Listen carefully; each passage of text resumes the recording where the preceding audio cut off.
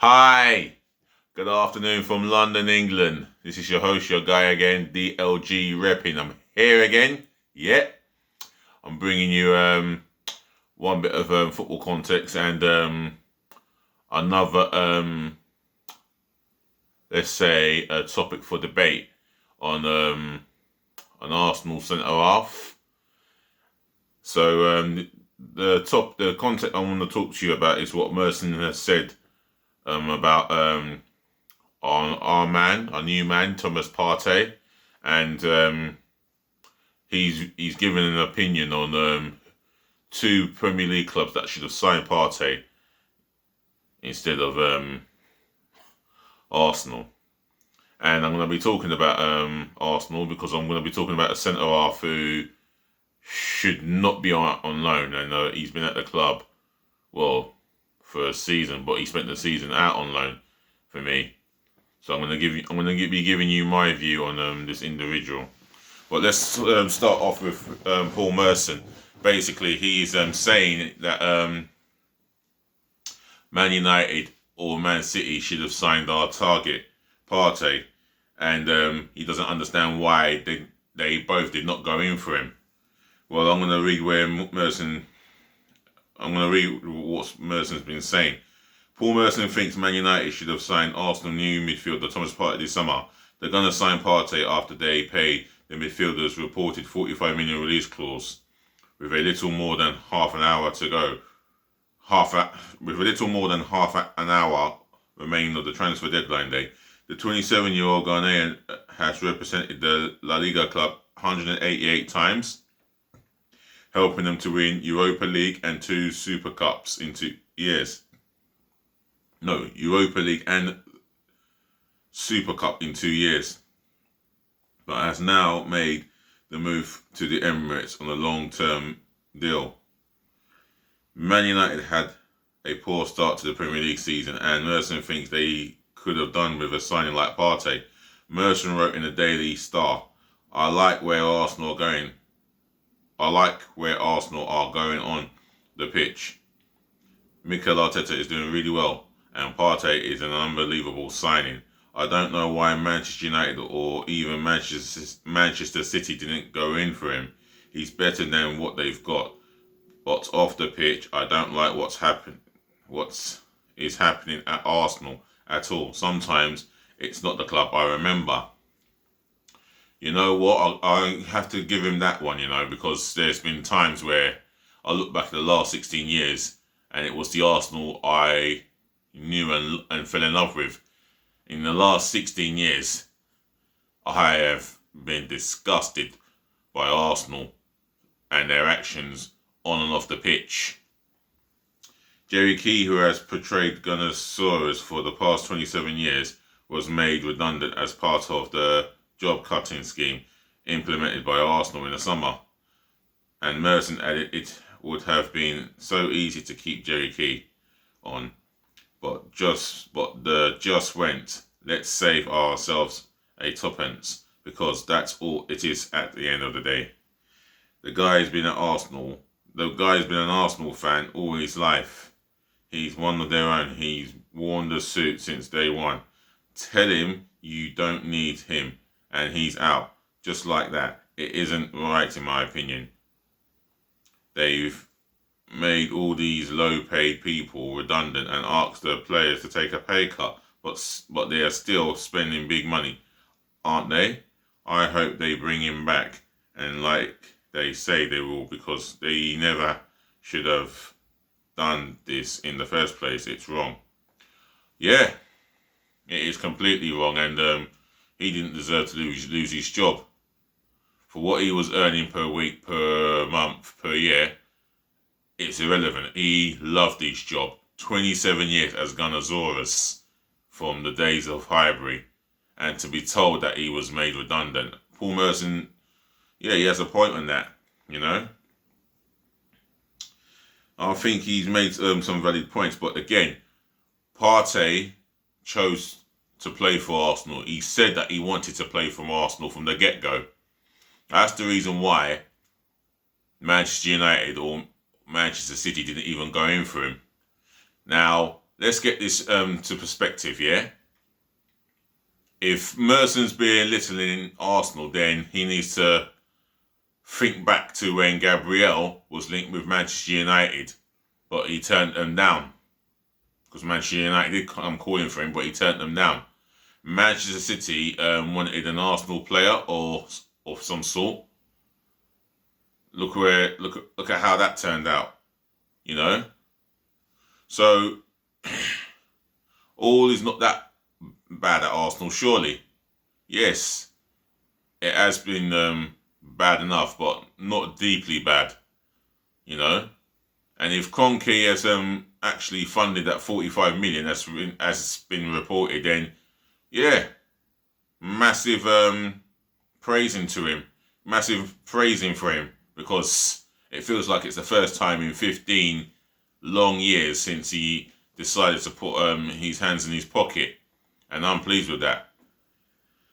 But why Merse thinks Man United should have gone in for Thomas Partey?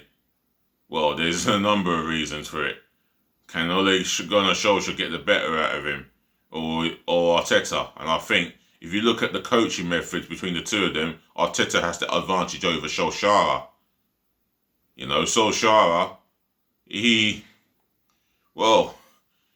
gets the nickname the glorified PE teacher, and on the evidence of the first 3 league games Man United have had, 11 Premier League goals conceded, should have been a hell of a lot more if Brighton didn't hit the woodwork 5 times, then you can see why. Whereas Arteta, he's more tactically astute, more tactically,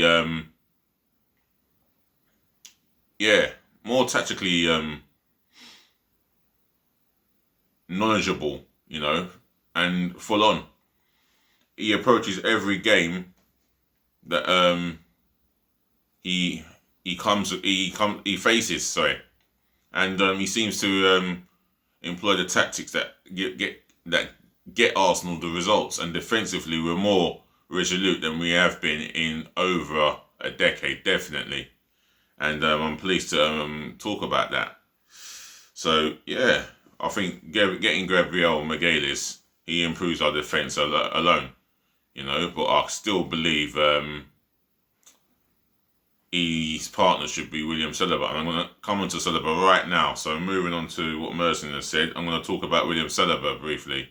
For me, I don't understand why he has to go out on loan. He has not had a kick for Arsenal in a shirt in all competitions. He's only had 1 game for Arsenal, and that was in a pre-season friendly win over MK Dons. And at the time, I heard reports that he looked good. He looked very quick and composed on the ball.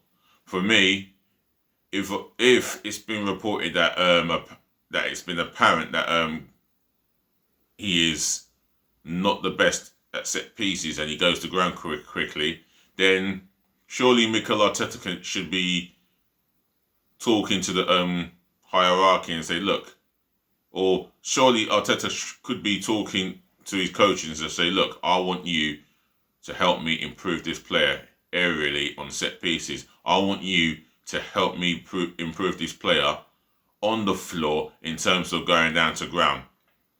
You know, these are the things that I need. And I think there is a centre-half in Saliba.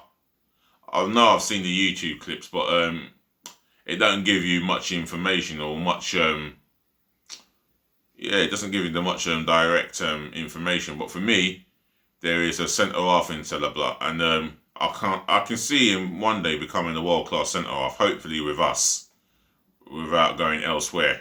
And... you know, we've done that. We've done this before, where we sold a potential world-class player, and he's ended up world-class somewhere else. For example, Serge Gnabry. He had all the tools to become a world-class player with Arsenal, but he was never given a chance. And the move to Bayern Munich for 5 million, that's a steal. Look at him now; he's worth 100 million, and that is due to great coaching. You know.